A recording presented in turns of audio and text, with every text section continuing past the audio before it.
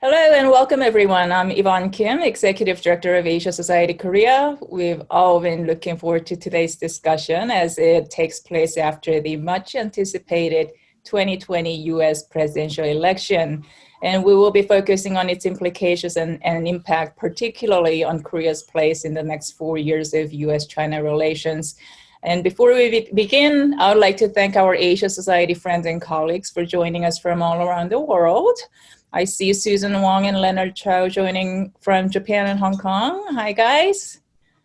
It's always great to see our Asia Society friends during this challenging time, and for that I am very thankful that the technology has allowed us to bring ourselves together. We have three very distinguished journalists with us: Ms. Jung-Ahn Kim, the Washington correspondent for DongA Daily and NLA TV Korea; Ms. Victoria Kim, the Seoul correspondent for the Los Angeles Times; and Mr. Stephen Lee Myers, the Beijing bureau chief for the New York Times, now in Seoul. Today's conversation will be moderated by our in-house expert, Dr. John Delury, Asia Society's Senior Fellow and Professor of Chinese Studies at Yonsei University's Graduate School of International Studies, where he serves as chair of the program in international cooperation. The discussion will last about 35 minutes, then we will move to Q&A. May I please ask those of you in the audience to keep your video off and stay muted to not interfere with the speakers. Please submit your questions through the chat box at any time. We will monitor these and call upon you to introduce yourself and to ask the question out loud. If you do not wish to ask your question out loud, please say so in the chat box and John will read it himself. Without further ado, I will now hand over the mic to Dr. Delury. Good morning, John. Good morning, Yvonne. Thank you very much. Thank you for including me in this. This is a lot of fun to do this today. And I'm especially delighted we have these three guests, journalists, who are certainly on my top tier list of just great reporters in the region. And I think we have a particularly interesting mixture, getting to hear from Jung-Ahn, who's an old friend, who's out there in Washington, and then Victoria and Steve, who are here in Seoul. So we have great range. I think we can get into it pretty quickly. And Jung-Ahn, maybe I'll start with you. You know, our charge here is to talk about the implications of the election in the United States on U.S. China and also Korea Peninsula peace and all that. And this is a topic, I think everyone's talking about the future of U.S. China relations, and everyone here is talking about what does it mean for Korea. I feel like I've been on about 5 webinars in the last 48 hours asking these questions, but we do have, I think special insights when we put together the three of you. And so maybe we can get started with you to talk a bit about, most of us are out here in Asia. You're actually there.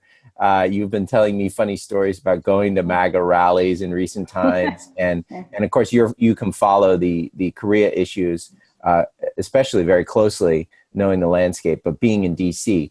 So maybe you could start with what you've seen and give us a little local color. And talk about, kind of the perspective of the Asia watching community, I guess, in Washington. What are you hearing and what are your expectations? So do you want to get us started? Yeah, sure. So first of all, before starting off, I thank Asia Foundation and Dr. Delury for this opportunity. And, it's a great honor to partake on this panel. So yeah, as you said, I'd like to start off with my personal experience of covering the election, which officially started around June of last year with Trump's kickoff rally. And I think there are 2 memorable scenes, at least in my memory, that actually really capture the spirit of 2020 election. The recent, I would say, scene number 1. I was in Pennsylvania, October 26th and 7th, covering, it was about a week before the election, covering Trump's rally. And as I was entering the site, where the rally was, this airfield where the rally was supposed to be held, I noticed this gentleman, his name I later found out was Chad, holding this Biden support sign at the entrance of Trump's rally, while risking, of course, the possible physical altercations. And I was intrigued enough to approach him for a casual interview. And he said, for the first time in his 60-some years of his life, he felt compelled to get out there and make a statement that this was crazy and that, Trump and his supporters were, spreaders of COVID. And as we were conducting this interview with this Chad, this group of Trump supporters, rowdy crowd, lunged towards us. And they yelled, masks cause cancer and, COVID is a hoax. Of course, luckily it didn't turn into a violent physical altercation, but it was really a tense moment. And I think it really captured and reminded me as well how divided the American public has been on this COVID-19 issue, which isn't really the case in Korea or in other countries. It is not a political issue, it is rather a health issue. And another memorable scene, we just talked about it before starting off, this this weekend, I was covering the protest march by Trump supporters. And as I was following the crowd marching from the Freedom Plaza near the White House to all the way to the Supreme Court, what surprised me was diversity of the group. When you think about Trump supporters, following the march, you think that these are Caucasian males from rural areas. But when you actually observe them closely, these were Asian Americans, Latin Americans, from all the way from Florida, Cuban Americans, chanting 4 more years and all the, Trump slogans, right? America, make America great again. So this kind of fervor, enthusiasm, diversity, if you will, I think explain partially at least, why this year's election was so tight as opposed to, a landslide victory that well, not all of us, but the most polls estimated, that President Trump's strength was not expected, at least according to the numbers that we've seen in the previous reports. I think his popularity, so what did these pollsters' numbers miss? What did some of us miss? I think his popularity, even in the midst of COVID-19, has to do with his success with the campaign rhetoric that, emphasized the importance of, traditional American values, how important it is to protect them, how the current election is a fight against socialism.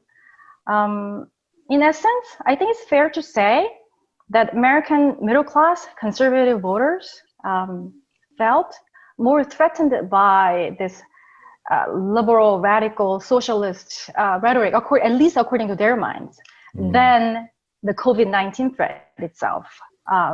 So, and some of the voters, conservative voters, and even staff members on Capitol Hill, they were telling me how they were disturbed by Vice President Harris-elect, Miss Harris, the rhetoric. I don't know whether you guys saw it or not, but equal outcome versus equal opportunity. I mean, that's an old classic, right? And so, of course, equal opportunity is an inherently American value, but to them, it was a Marxist rhetoric that they felt the need to address and criticize. So, I think all in all, I think the rhetoric of make great America again, the rhetoric against, the fight against socialism did really it struck really a chord among these conservative voters. And, this does mean that Biden inherits the largest, supporting base, but also the largest, opposition base. 71 million voters is not a small number. And this could, I think, have a significant impact on the foreign policy too. So, Jung-Ahn, that's wonderful. Let's start with that. And of course, we'll circle back to you. Sure. But that really kind of lays the scene for us. I mean, and we'll come back to the point about the division in American society.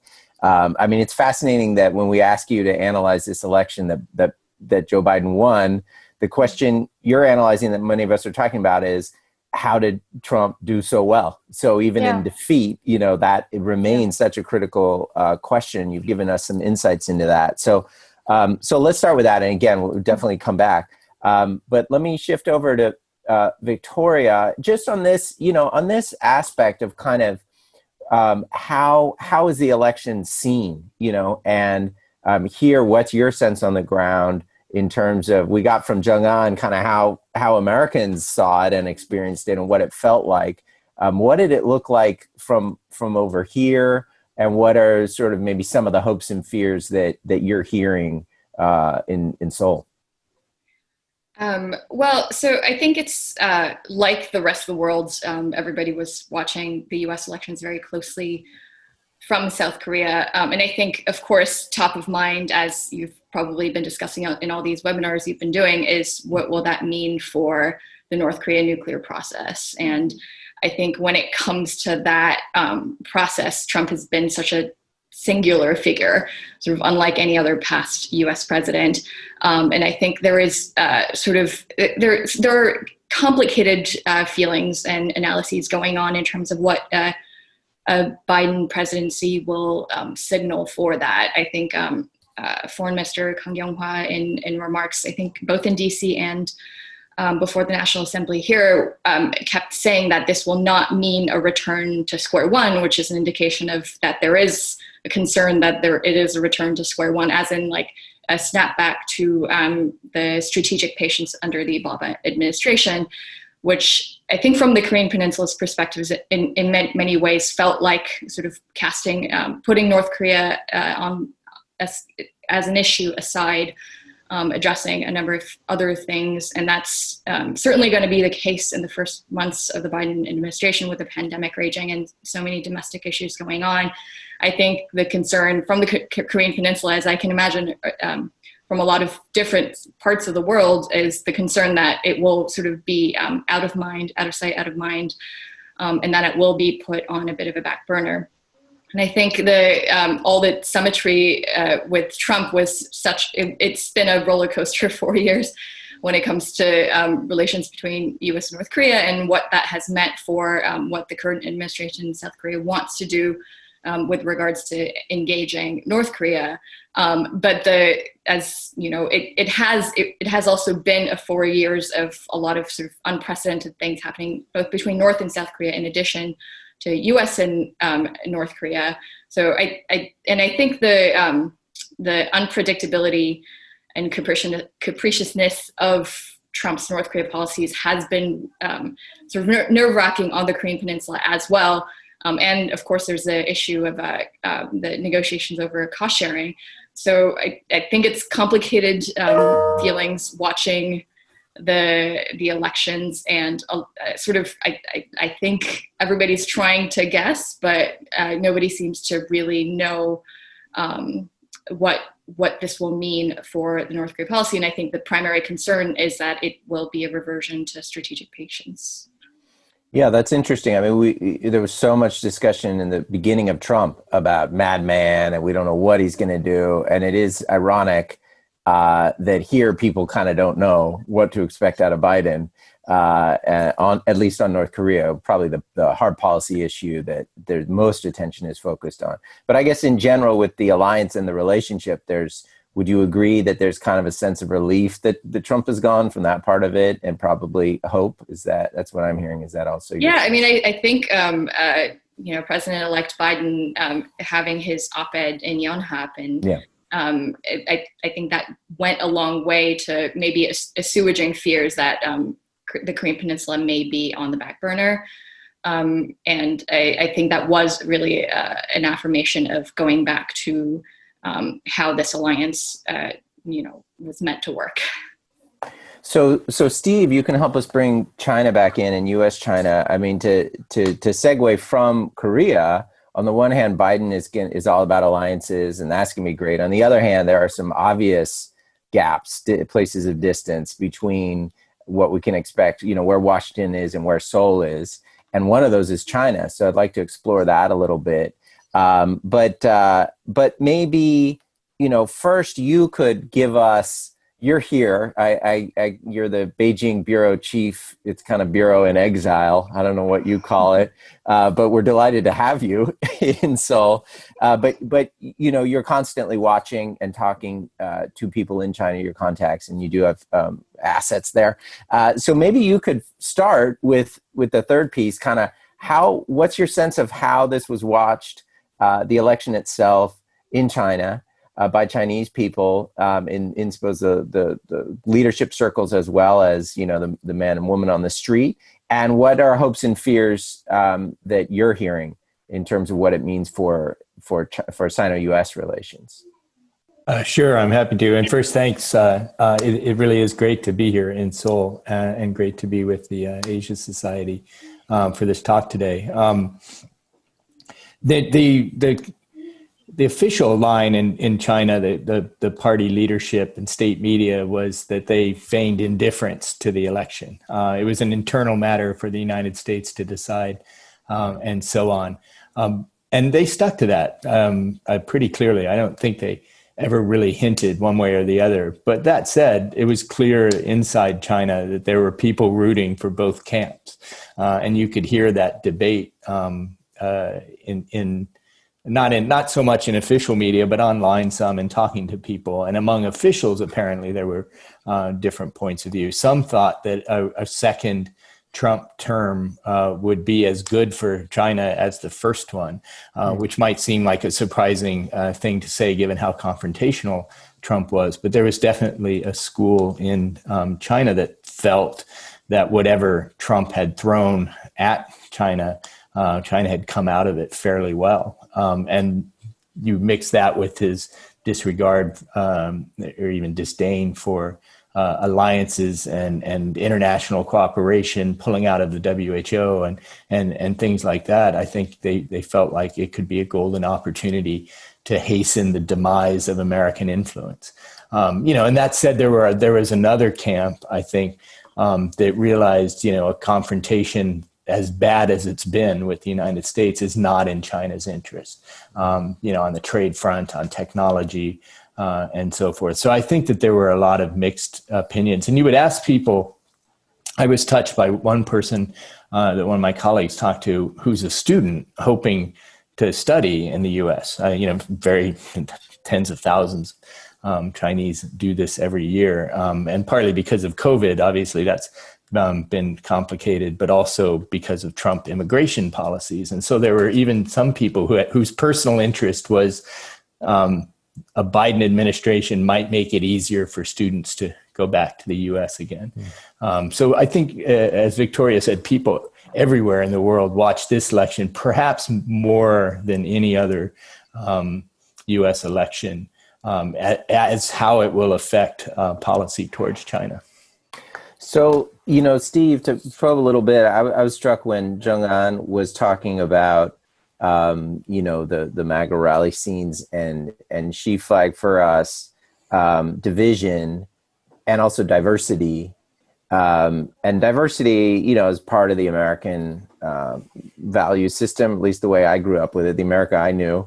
But this degree of division is not, it's seen as a negative, but it's starting to feel like a permanent feature rather than something, that's going to go away, and certainly doesn't appear to be that it's going to go away with this election. And it reminded me of one of my favorite kind of big think pieces, historical in nature, on China by Rod McFarquhar. Like you guys, he was once a journalist, and then he became a member of parliament, and then a great historian and one of the best historians of the Cultural Revolution in China. He titled it The Onus of Unity. And it was all about how unity and both the reality and the image of unity is the central kind of organizing ideology and principle for CCP's China. That's what they're always trying to push. And so I'm kind of struck from the outside, and we're having less contact inside with China. It does look unified, in a way. And the contrast with the United States is looking sharp. And in response to COVID, I would bring that in as well. That kind of the system and the public seem to be responding in a much more, in a unitary way, in a unified way.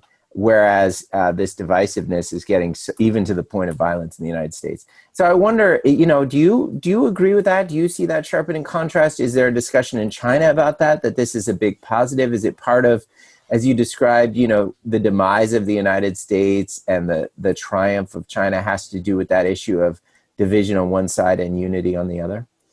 Well, I mean, as you point out, I think unity is central to Communist Party, policies, ideas, propaganda, and there are 2 points that I would make about it this year. First is COVID, and what the missteps that happened at the beginning, the I think we can say panic of the central government and trying to cover those up early on has been replaced by a new narrative that the country came together, united under the party's leadership, of course, and Xi's leadership especially is always noted first. And they have, as a society, tackled COVID and largely wrestled it under control. And that narrative, it's repeated all the time. It's contrasted on a daily basis with what's happening not only in the United States but in Europe, and it's seen as a vindication of the Communist Party's way of governance, and that is something that is persuasive to people, and I think that people's personal experiences may color that somewhat. For example, if they lost family or loved ones in Wuhan, for example, they might remember more of the early missteps. But I think if we can generalize, people think that the Chinese government did a pretty good job with this. And now there's vaccines coming out and people are lining up for those even before final approval. The other thing is we just had the 70th anniversary of China's entry into the Korean War. And it was really striking how much they played that up this year compared to previous milestones and the 60th or 50th anniversary, I mean. And, Xi in a speech that he gave, a commemoration in the Great Hall of the People, used that experience 70 years ago. Very few people alive still to remember this directly, to say that, the party was able to stand up to the greatest superpower in the world and beat them. And that, that I think also resonates. I mean, you pointed out, it seems from the outside that there is this unity, and that's partly because that's what propaganda gives you, is that sense of unity. Underneath, there may be cracks, but I think in those 2 instances, it is something that rallies people. Yeah, thanks. And I mean, 2 of those cracks actually get to the diversity issue. The 2 biggest cracks that maybe that I think will affect the U.S. China policy questions would be the Uyghurs in Xinjiang and also the status of Hong Kong, which is where the unity narrative breaks down. So maybe we can come back to those. But I want to turn back to you, Jung-Ahn. It's interesting. I mean, we're getting into COVID, and Steve talking about some of how America is the U.S. and the West, I suppose, is being represented in Chinese propaganda that maybe to some extent many people buy about this kind of vindication of the Chinese system, but maybe not to the point where they're being riled up to, let's go get in a fight with them. It's more, let's surpass them because what we have works and what they have doesn't. I'd be curious to hear your sense, again, being on the ground, and what's your sense of the place of China? I suppose both you talk to the elite foreign policy set, and the line seems to be hardening. It has been really for years. It looks from the outside very hard in terms of the approach to China. That's one side of it, but then the other is your sense of the American street, and with Trump to his base of 71 million, that's a big base. Are they also talking about China virus, and China virus, and are you seeing shifts in the American public in terms of how they see, what Steve pointed out, the problem was the first part, the cover up, the panic, and this is all China's fault. Is that a narrative that's really caught on? Or is that a fringe belief? So what? So I think you gave a very pertinent question here. But before I touch up on that, I think you briefly mentioned about U.S. ROK alliance. Yeah. I think so. I've been hearing a lot about, and still it's a ongoing issue. You know how Ambassador Lee Soo-hyuk's comment, last October. that parliamentary hearing, he talked about how, the next 7 years is not necessarily going to be guaranteed. It's going to be contingent upon what he called national interest. It's still making waves here in DC, in Washington. And I have some sources both in the State Department and the DoD, and officials have been telling me that, that statement, they don't see it as a personal statement by Mr. Lee. They see it as a statement from the Blue House. It's the standpoint or the rhetoric or the whatever you call it. And they actually have told me that they have been reassessing Korea's place between the U.S. and China, and that Korea would not necessarily be an exception when it comes down to troop readjustments. It's not going to happen anytime soon. It's not going to happen next year or even a year after. But I think DoD is seriously entertaining, even Biden administration has been entertaining the possibility of a significant DoD budget cut. And that comes with readjustment of the troop. So I think Korea, USRFK troop readjusting sometime in the foreseeable future is a very plausible scenario. I think it is in line with my recent interview with Mr. David Helvey at DoD. I think his title is Deputy Assistant Secretary of Defense, covering Indo-Pacific strategy. And I actually bluntly asked him, is the U.S. committed to the current troop level and strength, And he basically said, quote, I think what he said was, how we manifest security commitment is not fixed. And so I think that tells a lot about the possibility in the future, about the possible, reduction. I wouldn't go as far as, withdrawal. So that's something that we have to keep that in mind. Can I just jump in and I'll let you continue? First of all, it would be ironic if Biden reduces troops in Korea after all the anxiety that Trump would be the one to do it. But also, I think it would be a bit ironic given what we're talking about. I mean, the U.S. China conversation and strategic competition and great power competition and all of this. I understand the game that everyone's playing, but again, arguably, it's ironic that the U.S. and the defense establishment ends up weakening their tie, actually their security tie, to South Korea, a key piece in the chessboard, almost to kind of punish the South Koreans for talking about national self-interest. That's not a very good strategy if you're trying to show China that everyone's on the same page, which that's not how they're going to play. Hopefully that's not how they're going to play. Right. But anyway, continue, Jung-Ahn, with the other point. And then in response to your question about, the sentiment against China, I think I felt it almost every day. I would go out on the street doing the stand-up, and I know I'm not allowed to say the B word, but I was called, there were name callings. I was called Chinese BIT, the word. And the notion, Trump actually coining the term Chinese virus, it really struck a chord on his voters, his support base.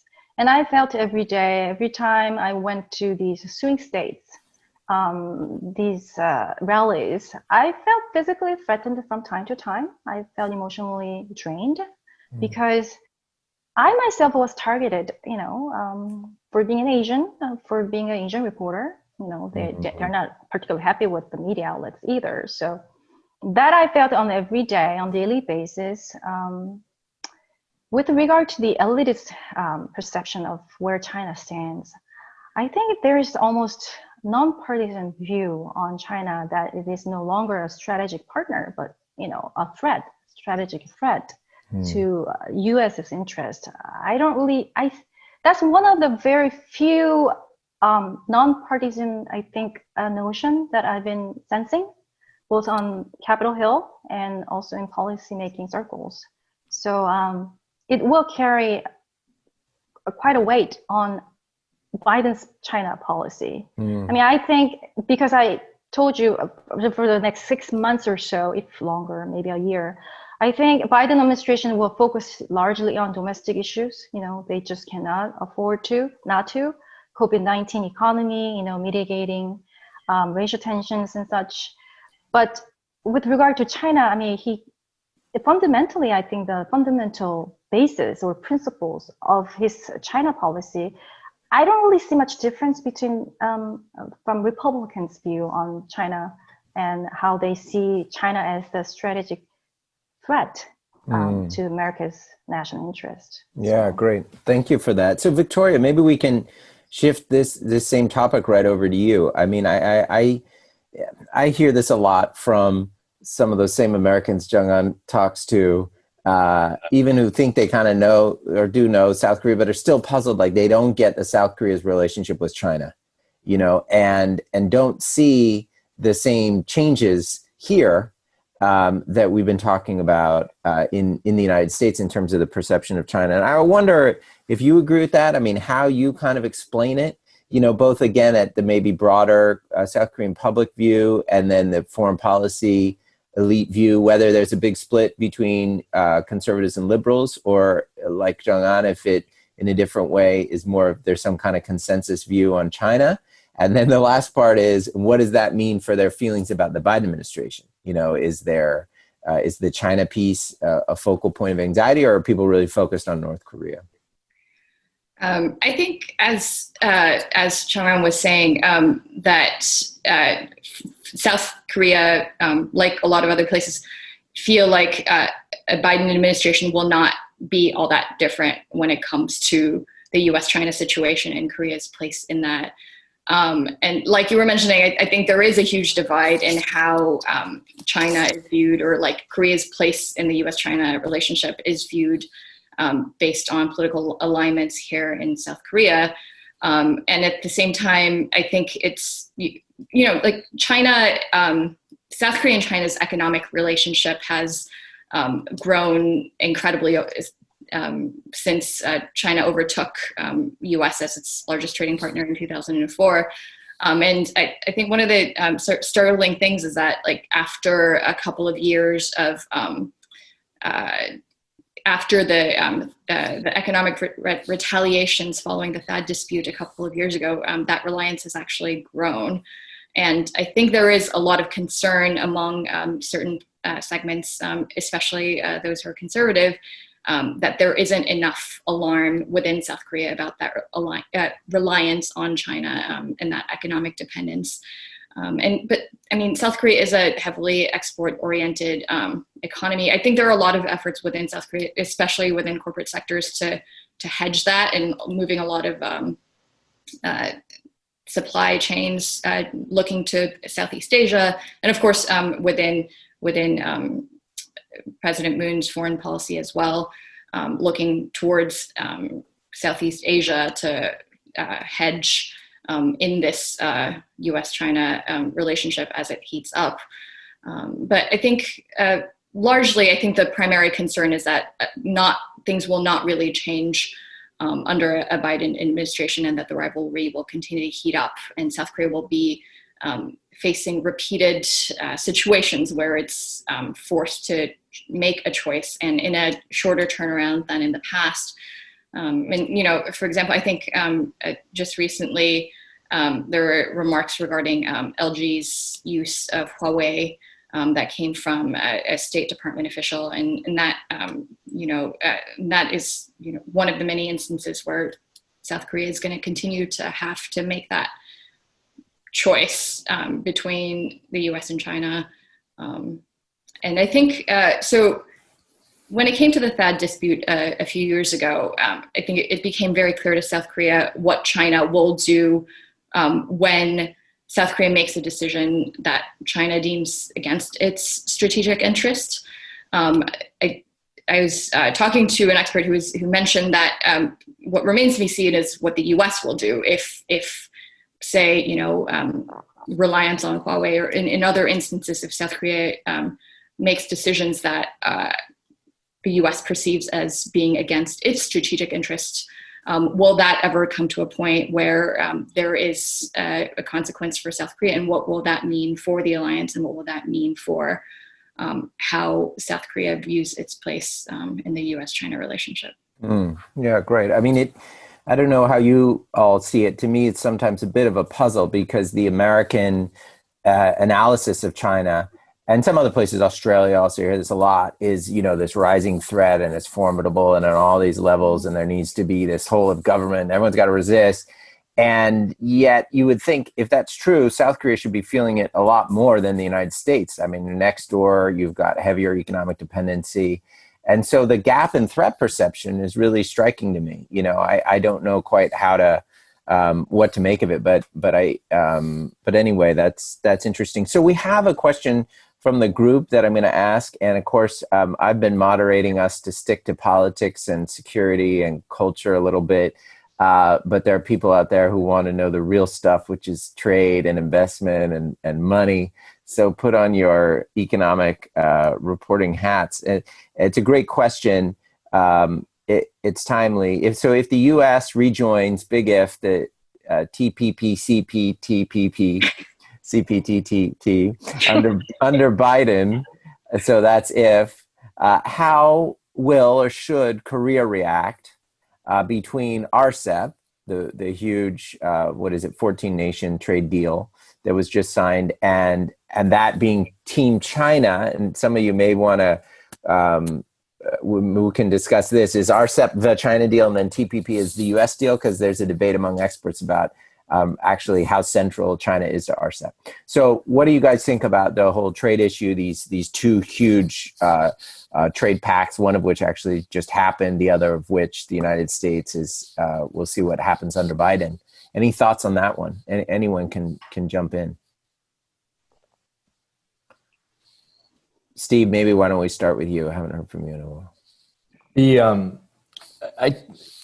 I mean, one of the questions, and Jung-Ahn talked about this a little bit, is that, the Biden administration is going to come in with so many issues to confront immediately. The biggest one, of course, being COVID at home.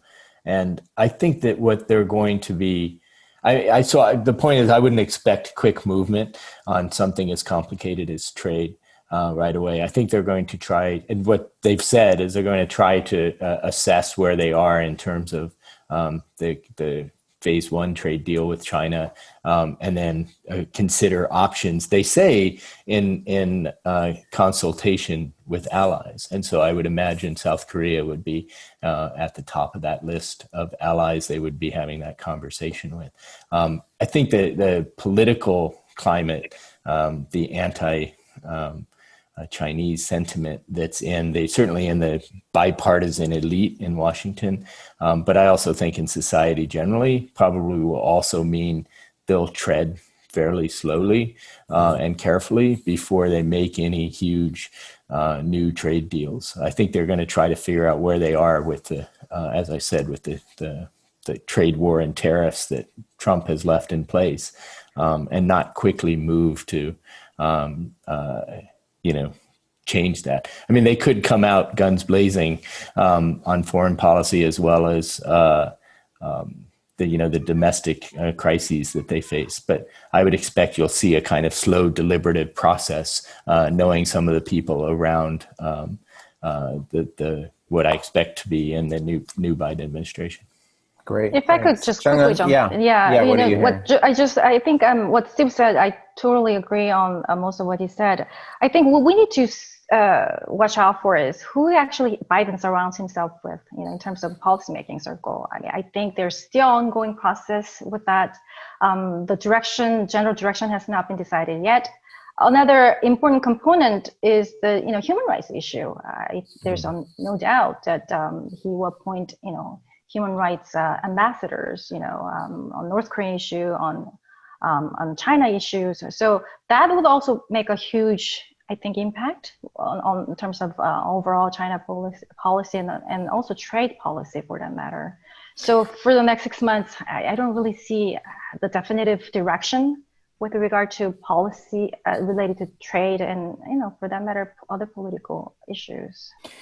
If I could jump back in, sorry to interrupt you, John. The one thing that people credit the Trump administration for is articulating or highlighting, vocalizing the perceived wrongdoing of China. the threat that China poses economically. I think a lot of people, I think it's fair to say, a lot of people will say that that has not really produced the results that were intended. In other words, you can't really point to any success that the Trump administration's had in changing Chinese behavior, whether that's on trade or significant structural changes in the economy. In fact, China seems to be going a different direction. On Hong Kong, the statements, the threats, the sanctions that have been imposed because of Hong Kong seem to have done nothing to slow down the Chinese assertion of central government control over the territory. And so I think that what's missing is a more coherent strategy. Even if you credit Trump for articulating and defining the problem, and I think that that's going to be the big challenge for the new administration, is coming up with ways to have a more effect on Chinese behavior. Yeah, because I think that, and excuse the interruption there, I think that, talking and knowing some of the Biden people, they actually agree with a lot of the diagnosis. Another one that's very relevant to you guys is the issue of, especially you, Steve, press freedom is almost too strong a word for it, just some kind of basic rules of allowing for coverage to happen. And of course, there's been this policy of reciprocity, which can sometimes be, the U.S. doing back to China what it doesn't like that China is doing to it. And, I knew many people who were basically supportive of that because so frustrated with the asymmetry and sort of Beijing getting away with all this stuff. But as it's rolled out, now I hear mostly criticisms that it's not solving the problem, and there's big issues like that, like Hong Kong. When where are they going to go on Hong Kong? When you push back by saying, okay, we're just going to treat Hong Kong like every other city, which is what Secretary Pompeo sort of announced. Well, now you're helping, Xi Jinping achieve the goal of making Hong Kong like every other city. And so it poses there are not easy answers to this, and it's going to be very interesting to watch how the Biden administration navigates this, and it's interesting to hear you guys think on trade. They'll actually, again, continue a lot of the measures that are there as they try to formulate new tactics. So there's one comment out there that I'll share for any further discussion, and then another question. And the comment is on some voices out there pushing back on RCEP. I wouldn't disagree. I don't know if any of you would disagree, to emphasize the view that RCEP is not China-centric, that it is an initiative that comes out of ASEAN more than anywhere else. And then because you have South Korea and Japan included, it's less dominated by China than has been described by some. And I would certainly agree with that. The first time I really understood RCEP was when a Thai economist really walked me through why this made so much sense for Thailand, more sense than TPP, actually. Still, the point is the U.S. isn't in it. And so this issue of China being in the middle of this stuff and the United States being removed from the whole trade conversation remains a fact. So the question is on, it's phrased like this: will the Biden administration bring some kind of tension between China and Korea, like the THAAD issue? And I would say, we all know the background with THAAD, but I would put that rather than get into a THAAD discussion, it's kind of the black swan event, which is by definition hard to predict. But is there anything that you are all watching for in terms of something? THAAD did kind of blindside a lot of people, and suddenly that became such a huge aggravant. And of course, in South Korea, there's a view actually that South Korea paid the price, and the United States didn't. That's a kind of interesting new narrative about that whole thing.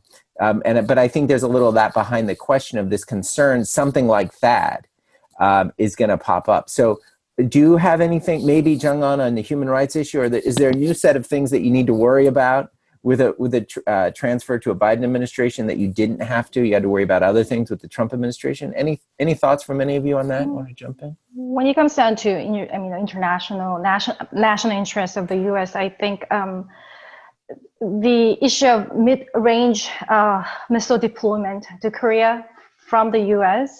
to deter against the Chinese threat and for that matter, North Korean threat. I think that has been sort of entertained among the policymakers here in the DC, and I think it has been, according to what I know, from what I hear, sources tell me that it's been in the Korea, ROK, and the U.S. have been discussing on this matter off the record, behind the curtain. So people say that it could be a second a THAAD-like issue, because China obviously will be very offended by the deployment of that, mid-range missile either to ROK or to Japan. The rationale behind this, the defense officials tell me is that, and you can correct me if I'm wrong, but according to U.S. analysis, the number of ballistic missile tests conducted by China in year 2019 was larger than the entire number of the world, conducting ballistic missile tests and exercises. So they perceive China as a rising threat, imminent threat, if you will, on the peninsula, and for that matter, for the U.S. And so I think this issue can come up anytime, Okay. I would jump in to add that one of the areas I think where people could be really concerned is in Chinese behavior. I don't think at the beginning of the year any of us would have expected there to be a conflict on the border with India. And in fact, that's become very serious. And China right now seems so prickly about certainly any perception of threats to their sovereignty or national interest. That there are any number of things, including, K-pop groups saying something wrong that can suddenly provoke a firestorm. That was a Korea BTS, Society award, not an Asia Society award. And I think that China is an unpredictable actor right now. And you can look at Taiwan, you can look at Hong Kong. There are any number of areas where the South China Sea, where you could unfortunately see one of these types of events that provokes a crisis. So that's great. And I want to turn this, staying on this theme, building on Steve's observation, to you, Victoria, because, we've been talking about, and there's a discussion about China and the rise, but also the behavior, the more aggressive behavior, less predictable in a U.S. China kind of traditional security great power rivalry. But then there's also a view, and this you hear from Americans, but also non-Americans, that it's not just about U.S. China relations. That's one aspect of it. But it's really, my friend and co-author, another Asia Society great, Orville Schell, was saying, this is kind of China and the world. And it is basically, as Steve is implying, there are elements of this which are a threat to just kind of the regional architecture and the basic rules of how we behave with one another, detaining people for years on end, like the Canadians and now the Australians. And, so the point is, this is much bigger actually than a U.S.-China competition. And so to turn that to Korea, do Koreans not accept that argument? Do they not get it? Or that actually Korea, a great internationalist country, whose interests talk about national interest, are very much invested in liberal internationalism, basically. Do they not see this behavior as a threat to something bigger than U.S. superpowerdom, but actually the fabric of how the world order works? So what's your sense of that? I think there's probably a lot of criticism within South Korea that South Korea had that problem, that it still views it as hedging between the U.S. and China, as opposed to seeing China for what it is. And I think that position may continue to hold for a bit, at least with the current administration. It seems like it's not, there's going to be no, they're not going to weigh in on issues like Hong Kong or Xinjiang. And it definitely seems to be a posturing of not getting involved as best, or sort of like hedging as best as they can in this situation, and viewing it as like a, U.S. and China, both important relationships that they cannot disturb. And I think sort of pivoting to a view of China versus the world would in some ways, I think in some people within South Korea would see it as choosing sides or aligning with the U.S. in this situation. So that is definitely a criticism that I think exists within South Korea, and a concern that exists within South Korea, that there isn't enough of a clear perception of China for what it is, as opposed to just South Korea's piece in it. Well, great. I think Yvonne is about to kick us off the stage here, and everyone's busy on this call, but I just want to, in my role as moderator, thank you guys. I learned so much. You know, it's when we talk often professionally, you guys are asking me a question. It's much more fun to ask you questions. And so I really enjoyed it, and thank you. And Yvonne, do you want to? Yeah, thank you, John. That concludes today's program. Jung-Ahn, Victoria, Steve, and John, a big thanks to all of you for taking your time to join us today, and hope that we'll see more of you in our global events.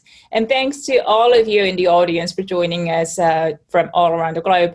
I hope you enjoyed today's discussion, and hope that you will also join us at next week's webinar, which will take place precisely a week from now. We have a special discussion coming up in commemoration of the 70th anniversary of the Korean War. And we have another group of distinguished guests, General Im-Bum Chun, U.S. Ambassador His Excellency Simon Smith, and UK Ambassador His Excellency Simon Smith, and U.S. Ambassador His Excellency Harry Harris, and another distinguished journalist, Andrew Salmon. So until next time, please stay safe, everyone. Thank you again, and goodbye. Thank you. Thank you. Bye. Bye, guys. Thank you. Bye.